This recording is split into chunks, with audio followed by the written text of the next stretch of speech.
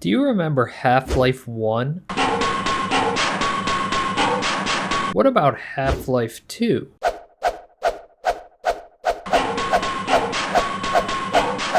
Very similar gameplay styles.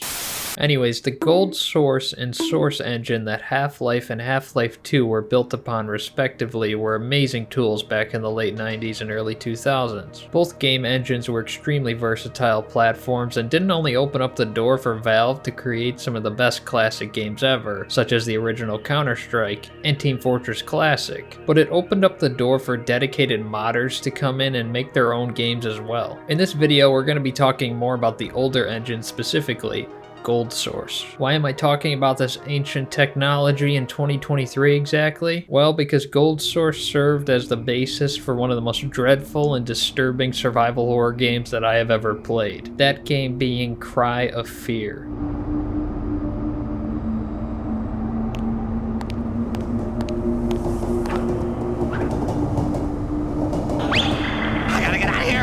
I should preface this by saying that I got the idea for this video from two videos that happened to pop up in my YouTube algorithm, this and this. So credit where credit is due if you want to check out these much longer, well-made video essays. I actually didn't even know that this game existed until these videos showed up in my feed. And after all, it's free. Free, as in no cost. That's a pretty good deal for a game that's this awesome. The core of Cry of Fear revolves around a few key themes: isolation, depression, loneliness, trauma, and of course fear. I'm not quite sure what my YouTube algorithm is trying to tell me by recommending me videos about depression. You start off as a man named Simon in a dark and quiet city in Sweden, and the tone of the game is established right away.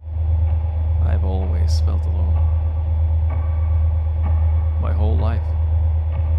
For as long as I can remember. It was at this point when I immediately said, what am I getting myself into? Simon is lured into a situation where he is faced with the choice of saving a man's life, only to end up putting his own in danger. Within just a few minutes, Simon goes from riding the train and receiving text messages from his mother to encountering some of the most unimaginable, horrific scenes.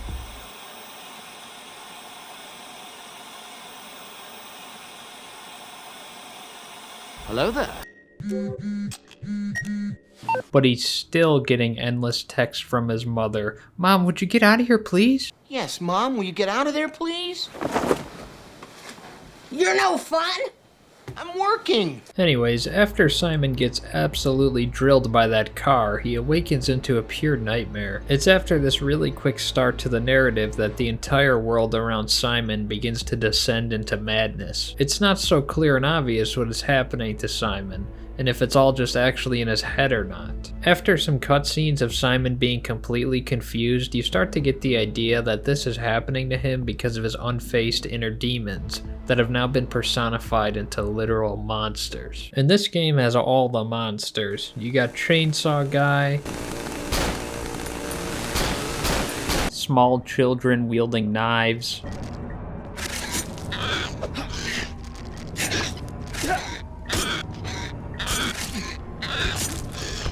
you got ladies with spike arms.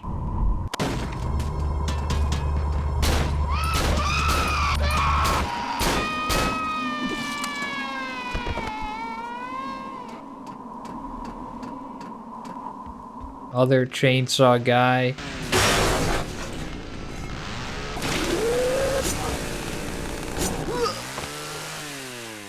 Creepy upside down mattress guys.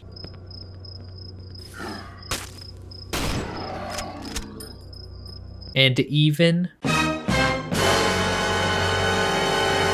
product placement.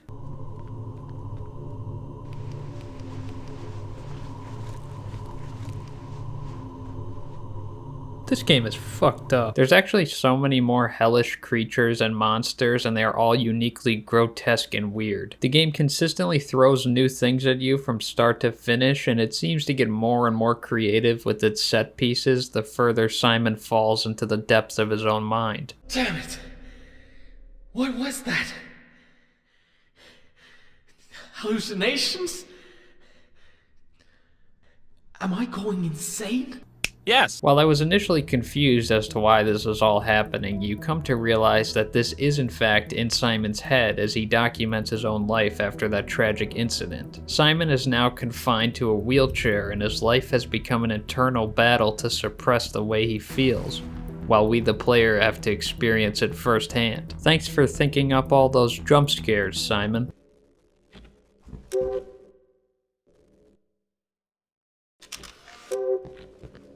Oh, what the f- Oh, I'm done. I'm done playing. Enemy types continue to evolve and get weirder and creepier as Simon becomes more and more hopeless and confused. The jankiness and the way the enemies run and behave really adds to that sense of panic and unpredictability when fighting them. The gameplay feels, of course, very old school, very Half-Life-esque. I was genuinely surprised when I realized how fun and satisfying the shooting is, and how solid this pump-action shotgun sounds.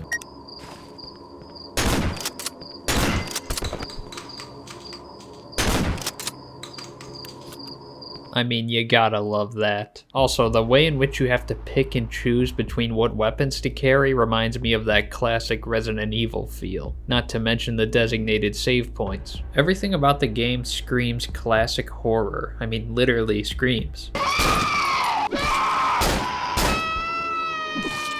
The most important and impressive element of the game is its atmosphere. Its visuals are of course not what makes it stand a cut above a lot of other survival horror games that I've played, but it's the ability to remain engaging and terrifying while looking like a game that was in fact made by only 3 people. You could really tell that the developers cared a lot about this project, and it shows. Again, it's free.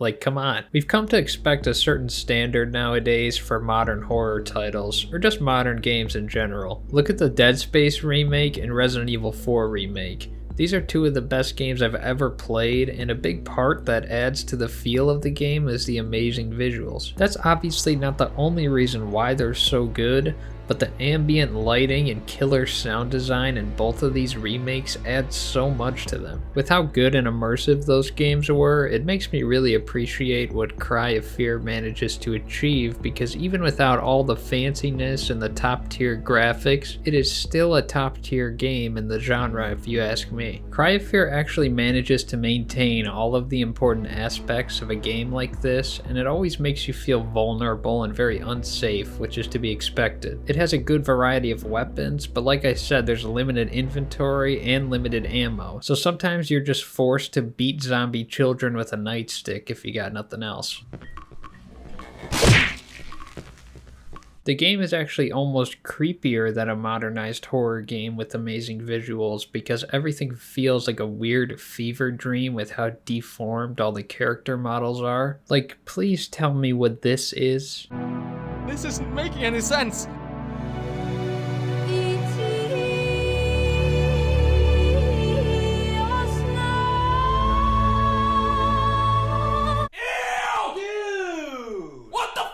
Simon's descent into madness truly ends up being the perfect embodiment of many real human emotions. As time goes on throughout the story, the player is consistently dragged through the mud to feel the same way that Simon does, whether we like it or not. Actually, that's not true. If you don't like it, you just wouldn't play it. I mean, I thought this was a great game, but it really does make you feel a bit uneasy at times. You know what, I think we need a little pick-me-up from the mood of this game, so here's some pictures of some cats.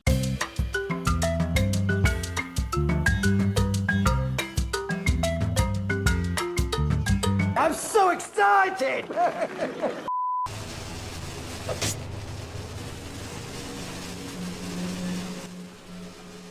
Oh, not Mr. Whiskers. That's all I really got on this game. It was a pleasant surprise, and it gets a lot deeper the more you look into it. Turns out you don't always need the biggest budget to make a good and engaging survival horror game.